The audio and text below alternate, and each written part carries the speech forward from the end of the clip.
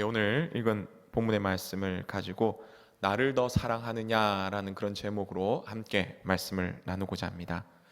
한 이야기가 있습니다. 자녀 셋을 둔 그 자녀를 잘 키운 어느 여인이 있었습니다. 하루는 목사님이 이 가정에 신방을 왔는데요. 이 목사님이 이제 이 여인에게 묻습니다. 참 잘 키우셨는데요. 자녀 셋 중에서 누구를 가장 사랑하십니까? 라고 물었습니다. 여러분은 세 명의 자녀가 있는데 이렇게 묻는다면 어떻게 말씀하시겠습니까? 그런데 이 지혜로운 이 여인은 이렇게 얘기했습니다. 웃으면서 막내가 병들었을 때는 그때는 막내가 가장 사랑스러웠습니다. 그리고 둘째가 집을 떠나 방황했을 때는 제가 둘째를 가장 사랑했고요. 그리고 큰아이가 학교 성적과 또 이성 관계로 좀 괴로워할 때는 그때는 큰아이를 가장 사랑했습니다. 라고 이렇게 말했다고 합니다. 여러분은 여러분의 자녀 중에서 누구를 가장 사랑하십니까? 오늘 말씀드린 이 예화처럼 모든 자녀를 사랑하기는 하지만 아마도 가장 아프고 힘들어하는 자녀에게 더욱 관심이 가고요. 그리고 더욱 사랑하는 그런 마음이 가지 않겠습니까? 저의 경우도 제가 아이가 둘이 있는데요. 사실은 모두 좀 어려서 말씀드리기는 그렇지만 아마 이 여인의 그런 마음을 다는 알지는 못하겠지만 그래도 조금은 공감이 가는 것 같습니다. 그런데 우리 하나님 아버지는 과연 어떨까요? 하나님은 아프고 힘들어하는 자녀들에게 하나님은 더 많은 관심을 가지고 있다는 것입니다. 오늘 본문에서 그것을 말씀해 주는데요. 오늘 본문은 베드로와 예수님과의 이런 만남에 관한 기록이 있습니다. 근데 이런 만남은 바로 실패하고 또 좌절하고 낙심해 있는 그런 베드로를 예수님이 찾아와서 만나 주셨다는 것이죠. 그리고 위로하고 힘을 주셨다는 겁니다. 오늘 본문의 이 사건을 통해서 그리고 이제 이 베드로는 사도행전 2장 이 오순절 사건을 통해서요, 하나님께서 주신 엄청난 하나님의 나라를 위한 일들을 감당하게 되는데요. 좌절하고 낙심했던 이 베드로가 예수님을 만나고 어떻게 변했는지, 그리고 또 어떤 삶을 살아갔는지 우리가 세 가지로 함께 생각해 보고자 합니다. 그렇다면 베드로는 어떤 삶을 살아갔습니까? 첫 번째로는 용서받는 삶을 살아갔다라는 것입니다. 용서받는 삶을 살았습니다. 오늘 본문에서 부활하신 예수님께서 이 베드로를 찾아오셔서 세 번을 물으십니다. 그 질문이 무엇이냐면 네가 나를 사랑하느냐? 바로 이 질문이죠. 근데 이 얼마 전 같으면 베드로가 이렇게 얘기하겠죠. 예수님, 제가 예수님을 정말 사랑합니다 라고 아마 이렇게 대답했을 것입니다. 그것도 그럴 것이 마태복음 26장 35절에 보면요, 베드로가 이르되 내가 주와 함께 죽을지언정 주를 부인하지 않겠나이다 하고 모든 제자도 그와 같이 말하니라 라고 말씀합니다. 이렇게 앞장서서 예수님을 따르겠습니다 했던 그런 베드로였습니다. 그런데 오늘 본문에서 베드로의 대답은 어떠합니까? 오늘 본문 요한복음 21장 15절에서 17절을 내용을 보면요, 그 가운데 함축에서 말하면 이렇습니다. 주님 그러하나이다. 내가 주님을 사랑하는 줄 주님께서 아시나이다 라고 굉장히 소극적인 대답을 하는 거죠. 그 가운데서 특별히 세 번째 질문인 17절에서 뭐라고 얘기하냐면 이렇게 말합니다. 주께서 세 번째 내가 나를 사랑하느냐 하심으로 베드로가 근심하여 이르되 주님께서 모든 것을 아시오매 내가 주님을 사랑하는 줄을 주님께서 아시나이다 라고 이렇게 하면서 근심하였다라고 말하고 있는 것입니다. 마음이 슬프며 고통스럽고 굉장히 아프다는 것입니다. 그런데 왜 베드로가 단순히 내가 나를 사랑하느냐라는 이 예수님의 질문에 이렇게 힘들어했을까요? 그것은 유월절 전날로 거슬러 올라갑니다. 유월절 전날에 예수님께서 이제 기도하러 가자고 감람산에 올라가시죠.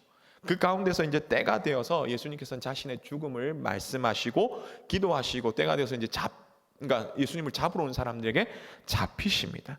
그 전에 했던 말씀이 목자를 칠 때 양들이 흩어질 것이다 라고 말씀하셨지만 베드로는 자신 있게 모두가 예수님을 버릴지라도 나는 절대로 버리지 않겠습니다라고 그렇게 끝까지 확신했습니다. 그러나 사실은 이 베드로에 대해서 마가복음 14장 30절에 예수님께서 뭐라고 하시냐면 예수께서 이르시되 내가 진실로 내게 이르노니 오늘 이 밤 닭이 2번 울기 전에 내가 3번 나를 부인하리라 라고 말씀하시는 거죠.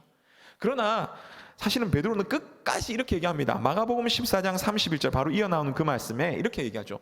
베드로가 힘있게 말하되 내가 주와 함께 죽을지언정 주를 부인하지 않겠나이다 하고 모든 제자도 이와 같이 말하니라 라고 그렇게 말씀합니다.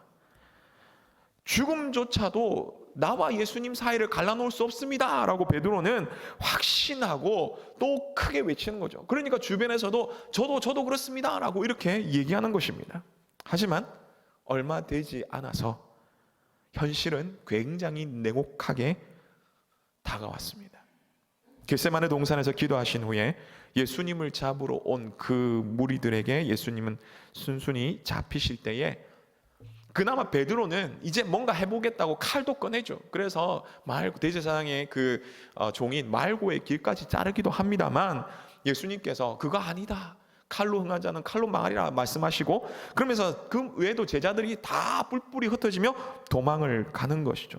베드로 역시 마찬가지입니다. 베드로는 그래도 예수님을 맹세한 것이 있었고 의리가 있어서 그런 사건 뒤후에 예수님 뒤를 이렇게 막 따라갑니다. 따라가가지고 대제사장 집들까지 오지만 막상 들어가지는 못한다는 것이죠.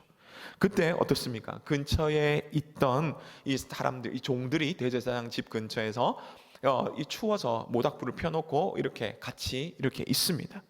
그 가운데 대제사장의 여종의 하나가 와서 베드로에게 얘기를 하죠. 너도 그거 함께 있지 않느냐? 많이 봤는데? 너 그거 함께 있지 않았냐? 야, 너도 그 사람의 무리다 라고 이렇게 얘기하니까 아니야 라고 하는데 이 억양이 아마 이 북쪽에 있는 갈릴리 지역의 억양이었던 것 같습니다. 그게 아니다 하니까 맞네. 너 말하는 거 보니까 예수님과 그 예수라는 그 사람과 같이 쓰다 이렇게 얘기를 하는 거죠. 아니다 라고 또 이렇게 합니다. 그런데 이 여자는 누구였냐면 성경이 말하기를 베드로가 이 겟세마네 동산에서 귀를 잘랐던 대제사장의 그 종의 말고의 친척이었던 것 같습니다. 야, 너 우리 친척 귀 그 잘랐지 않느냐? 바로 너 맞다, 진짜다 이렇게 얘기하니까 그때 마지막으로 3번째 이제 크게 부인합니다. 예수님 막 욕하면서 저주하면서 성경으로 얘기하지만 입에 담기 힘든 그런 말들을 하면서 사실은 그렇게 예수님을 3번 부인을 하는 것이죠. 목숨까지 내걸겠다는 이 베드로는 이 3번의 물음에 3번이나 강하게 부인을 하고 만 것입니다. 그런데 누가복음에서는 바로 이렇게 부인하는 베드로 그 상황에서 예수님이 베드로를 보았다라고 말씀하고 있죠. 누가복음 22장 61절에 보면요 이렇게 말씀합니다. 주께서 돌이켜 베드로를 보시니 이때는 바로 예수님이 이 신문을 받고 있는 그런 상황입니다. 베드로를 보셨습니다. 베드로가 주의 말씀 곧 오늘 닭 울기 전에 내가 3번 나를 부인하리라 하심이 생각나서 그 뒤에 나가서 슬피 울었더라라는 것이죠. 베드로가 이렇게 부인하고 있는데 예수님을 신문 받는 그 사이에서 어떻게 보면 창문이 있는데 혹은 열려진 문인데 그 사이에서 베드로와 예수님이 이렇게 눈이 마주친 겁니다. 그런 가운데 사랑한다고 했던 그 베드로 그 말이 말 좋은 허울뿐이고 말뿐이고 더 이상 예수님께 아무것도 할 수 없는 바로 모든 것이 무너지고만 바로 그런 상황이 되었다는 것이죠. 이렇게 모든 것이 무너진 베드로는 더 이상 뭔가 할 수 없기에 아니 하고자 하는 마음조차 없었기에 나는 그냥 저기 내 고향으로 가서 다시 어부나하면서 살겠다라고 하면서 그렇게 돌아간 것입니다.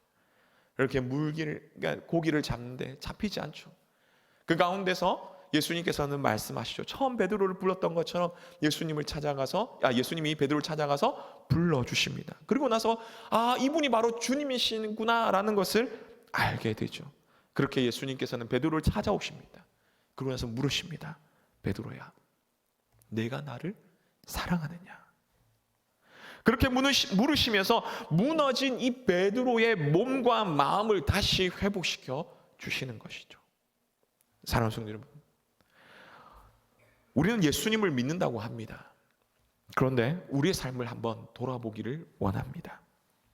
정말 예수님의 믿는 자의 그런 모습이고 그런 삶일까요? 우리는 베드로처럼 마음만 앞서며 혹은 말만 앞서며 그런 모습으로 우리는 살아가고 있지는 않습니까?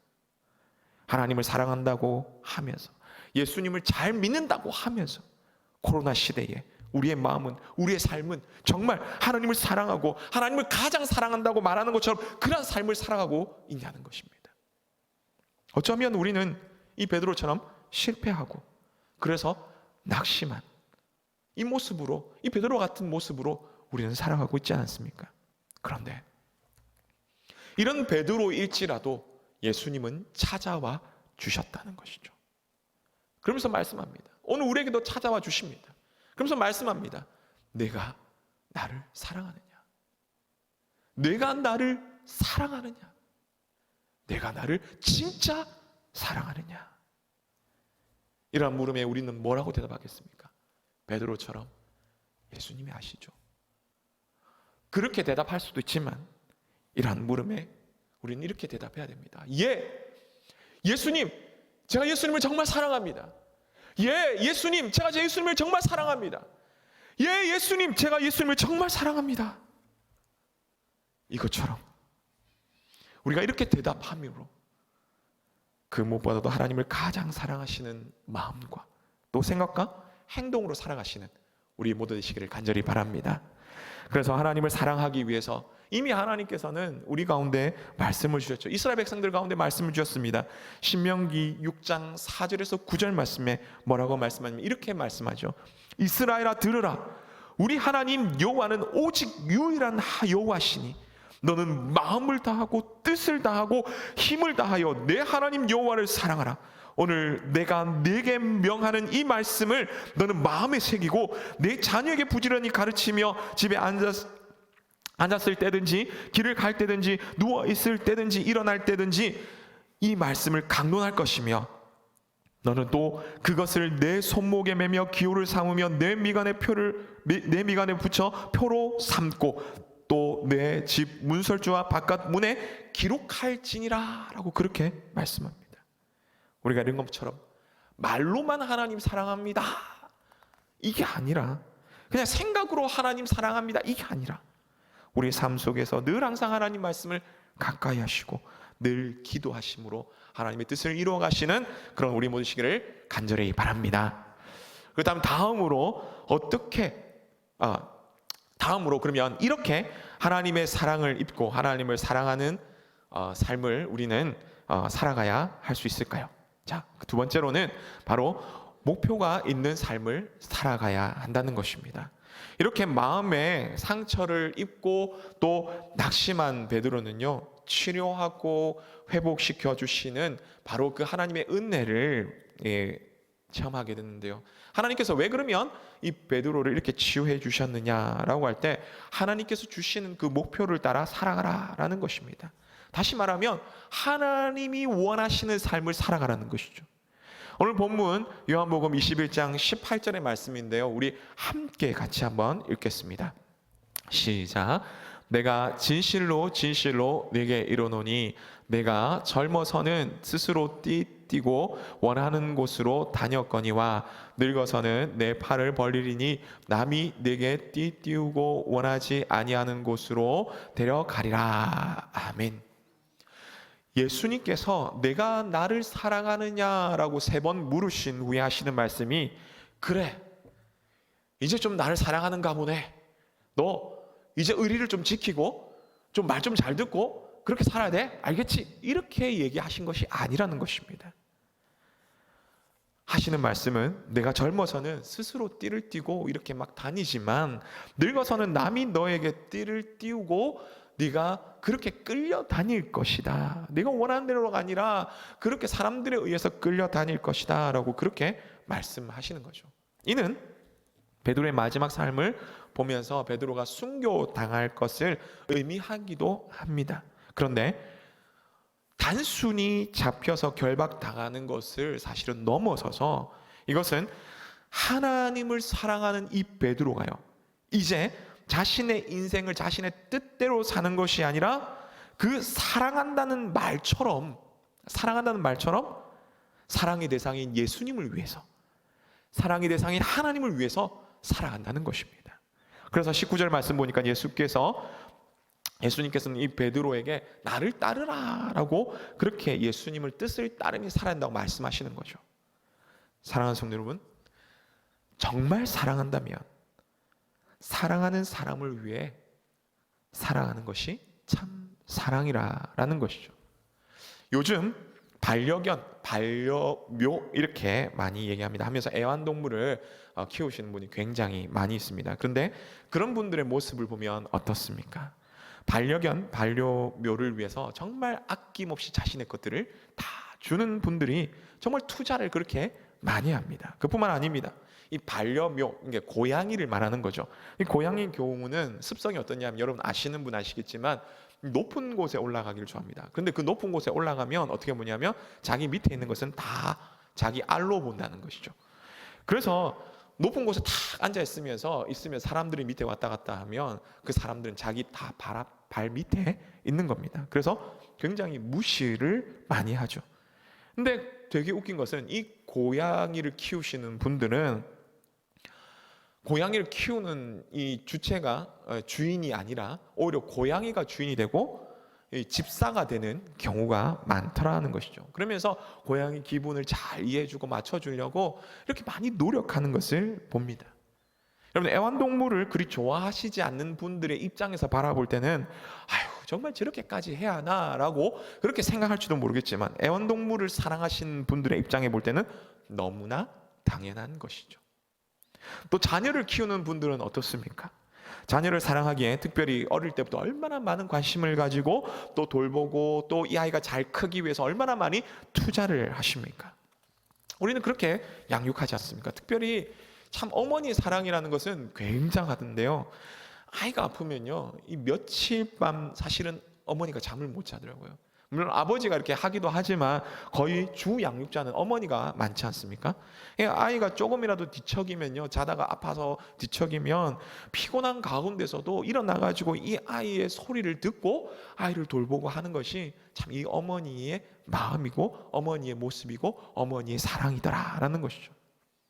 그럼 사랑하는 여인들은 어떻습니까? 서로를 사랑한다면 그 사랑하는 사람을 위해서 정말 많은 것들을 주지 않습니까? 마찬가지죠. 이처럼 사랑은 나의 유익도 분명히 있지만 그러나 무엇보다도 내가 사랑하는 그 상대를 먼저 생각하며 그 상대의 유익을 위해서 구하며 그렇게 살아가는 것입니다. 여러분에게 묻겠습니다. 하나님을 정말 사랑하십니까? 하나님을 정말 사랑하십니까? 그럼 달리 묻겠습니다. 여러분은 하나님의 뜻을 따라 살 준비가 되어 있으십니까? 지금 이 순간이라도 하나님의 뜻을 따라 선택하며 살아갈 준비가 되어 있으십니까? 예, 여기는 조금 약하네요. 우리가 여기에 대해서 아멘, 아멘 할 수 있어야겠죠. 이처럼 오직 하나님을 사랑하심으로 말과 혹은 이 고백만, 생각만 가시는 것이 아니라 진짜 하나님을 사랑한다면 하나님의 뜻을 따라 살아갈 수 있고 그 하나님을 위해서 우리의 마음과 뜻과 모든 것을 드릴 수 있는 그런 우리 모두 되시기를 간절히 바랍니다. 마지막으로 하나님의 사랑을 잊고요, 하나님을 사랑하며 하나님의 뜻대로 살아가는 사람은 어떤 또 삶을 살아가느냐라고 할 때 집중하는, 세 번째는 집중하는 삶을 살아간다라는 것입니다. 오늘 본문 20절에서 23절을 보니 이 19절에서 예수님께서 나를 따르라 라고 그렇게 하시면서 이게 베드로에게 얘기를 하시는데요. 근데 이 베드로 눈은 어디로 갔냐면 예수님을 향해야 되는데 다른 데 향해 있는 것입니다. 그곳은 바로 예수님의 옆에 있던 예수님의 제자 요한이었다는 것이죠.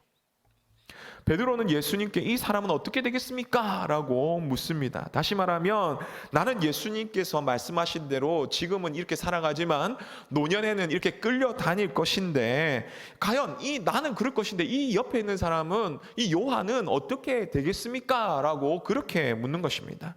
그때에 예수님께서는 말씀하시죠. 다른 사람들에게 신경 쓸 거 없다. 다른 사람에게 신경 쓸 거 없다. 오직 너의 사명만 집중해라 라고 그렇게 말씀하시는 것입니다.